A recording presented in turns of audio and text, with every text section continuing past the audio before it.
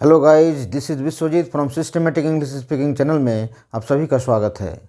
Today I am going to teach the yes no question of passive voice. तो passive voice का yes no question जो बाकी रह गया है मैं उसी को यहाँ पर दिखाने जा रहा हूँ। तो देखिए, मैं voice change passive of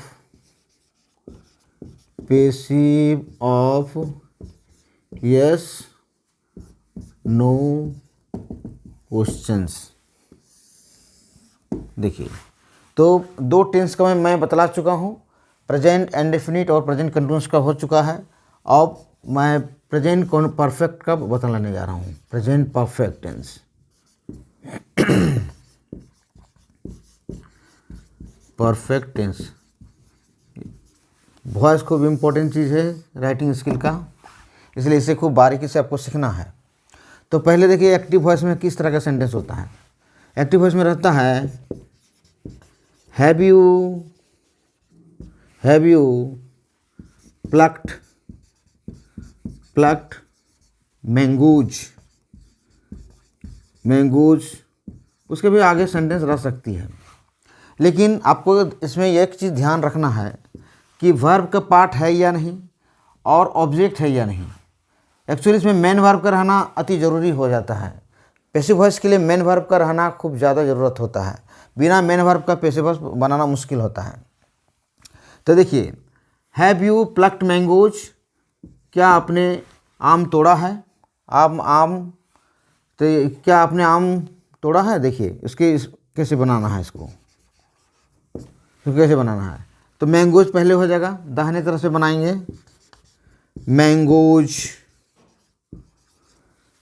mangoes sorry, इसमें यस क्वेश्चन है तो इसका ये देखिए प्लूरल नाउन है, तो प्लूरल के चलते यस हैव यूज होता है। उसके बाद मैंगोज लिखेंगे, मैंगोज। उसके बाद अगला टेंस का मैंने कहा था, अगला टेंस का हेल्पिंग वर्ब लिया जाता है। तो हैव मैंगोज बीन प्लक्ड। उसके बाद बाय यू, बस यहाँ तक ही करना है। उसके बाद भी कुछ रहे तो बाकी उतार देना है। ओके, तो इसके मीनिंग क्या होगा, क्या आपके द्वारा आम तोड़ी गई है। इस तरह से निकलना है।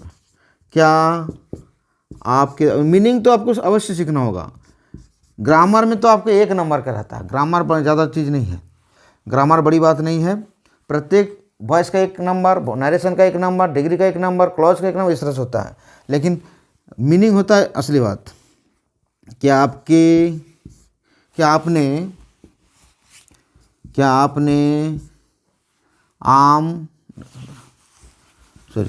द्वारा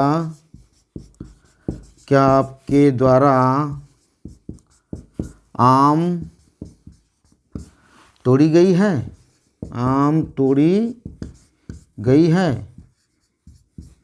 इस तरह से निकालना है आपको। ओके, तो इसका स्ट्रक्चर क्या होगा।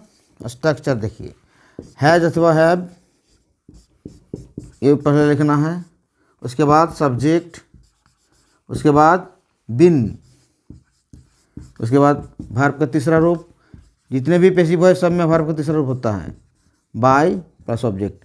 तो बाय तो सब जगह नहीं होता है, 90% में बाय यूज़ होता है। और कुछ वर्ब ऐसे हैं जिसमें बाय यूज़ नहीं होता, उसके जगह में टू, इन, ये सब यूज़ होता है। ओके, ये वो आपका प्रेजेंट परफेक्ट का। आप सिखाऊंगा प्रेजेंट इंडेफिनिट का, तो इसका एक स्क्रीनशॉट ले लीजिएगा।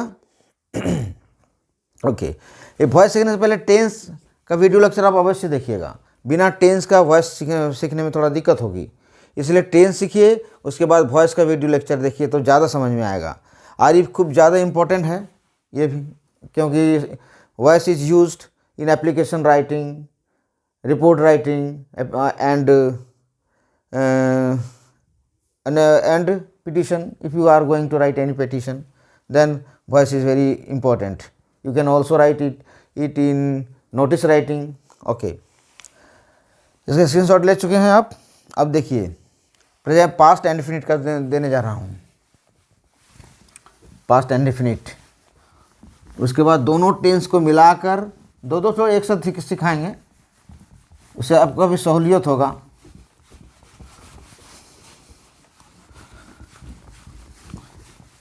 तो देखिए अब होगा पास्ट इंडेफिनिट टेंस का। Passive yes question past indefinite tense, past indefinite tense. आप अगर धैर्य से सीखिएगा तो हमको भी डिटेल सिखाने की इच्छा करता है। अगर आप धैर्य से नहीं सीखिएगा, 2 मिनट 1 मिनट अगर देखना चाहिएगा तो सिखाने में भी थोड़ा जल्दीबाजी हो जाता है। पास्ट इंडेफिनिट टेंस देखिए, डिड यू सोल्व द सम, क्या डिड यू सोल्व द सम,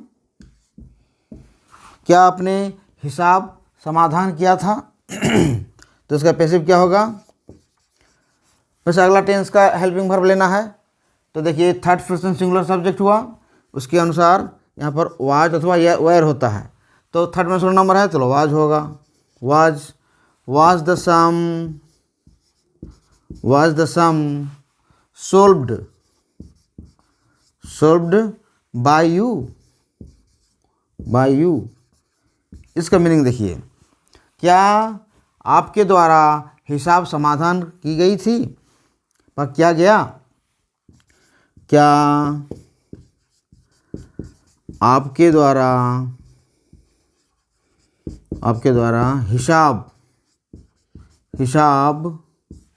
समाधान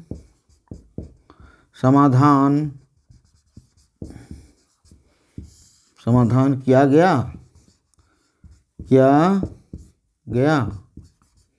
ओके, तो देखिए तो इसमें स्ट्रक्चर क्या हुआ, वाज और वेयर। थर्ड पर्सन नंबर के साथ वाज लगाइएगा, आई यू प्लस सब्जेक्ट के साथ वेयर लगेगा। उसके बाद सब्जेक्ट के अनुसार वाज वेयर लगा देना है। उसके बाद वर्ब का तीसरा रूप, उसके बाद बाय और अंत में ऑब्जेक्ट। बस सही है। और देखिए कुछ इम्पोर्टेंट क्वेश्चन मैं देने जा रहा हूँ और आपको इसको बनाना है। ओके, इसका आपका स्क्रीनशॉट ले लीजिए और उतार लीजिए, दोनों में से एक तो काम कीजिए। ओके, नेक्स्ट देखिए, नेक्स्ट अब इसी का आपको बनाना है। दोनों टेंस को मैं देने जा रहा हूँ और आंसर भी मौखिक में बतला दूंगा, क्योंकि होमवर्क फिर सॉल्यूशन नहीं होता है। इसलिए आप थोड़ा धैर्य के साथ देखिए और इसका आंसर सुनने के लिए भी रेडी रहिएगा। ओके, नेक्स्ट देखिए question number 1, did you remember us, did you remember us, क्या आपने हम लोगों को याद किया था व किया। वेर दे, अच्छा वेर दे तो पास्ट कंटिन्यूस हुआ, प्रेजेंट परफेक्ट का दे रहा हूँ। Have they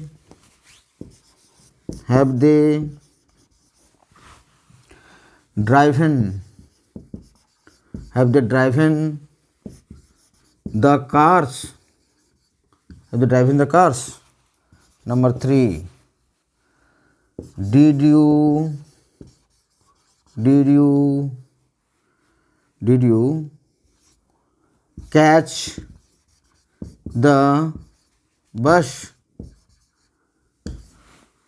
Number 4, has Ram married Sita. तो देखिए ये 4 ठो दिया, तो 4 ठो का मैं आंसर भी बोलने जा रहा हूँ। आंसर भी सुन लीजिए। डिड यू रिमेंबर अस, तो कैसे होगा, इसके अनुसार सब्जेक्ट और वर्ब, इसके अनुसार वर्ब बैठेगा। तो where we remembered by you, इस तरह से करना है। उसके बाद है have they driven the cars, यहाँ कार्स है तो इसमें भी हैव लगेगा। Have the cars been driven by them, इस तरह से करना है।